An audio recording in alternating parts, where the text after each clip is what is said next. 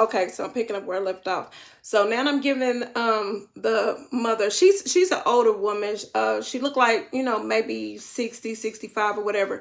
But she stated that she had, just finished her chemo. And I'm taking her home at this time, and she, told me that she hadn't told her grown kids, because she didn't want to bother them, that she had cancer. And I said, you can't do that to your kids. I said, that's wrong. I was like, you have to give them the option to be there or not. You know what I'm saying? That's not good.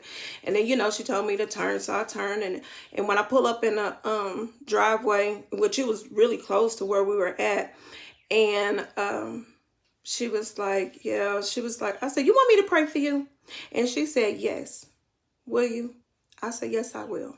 And I held her hand.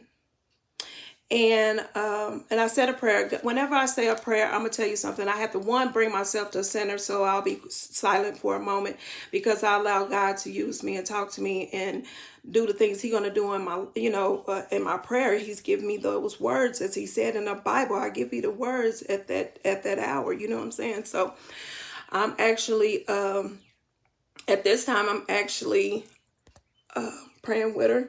Say whatever I said. And she said, I'm gonna go ahead and I'm gonna think real hard on letting my kids know. I said, you really need to. I said, because that's wrong. They get a phone call, mom's gone, and mom haven't even, I don't care how, us grown kids, sometimes we get so busy in our lifetimes, and, we don't even check up on our parents. So I was like, make sure you do that, okay? And she said, all right. So as we pulling out, my grandkids, they quiet in the back seat.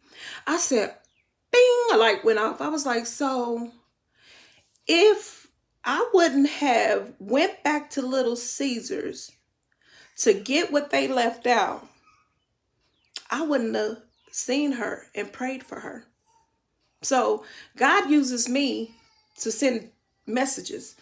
And the thing is that I'll say stuff to people and they'll be like, how did you even know? I don't even know you.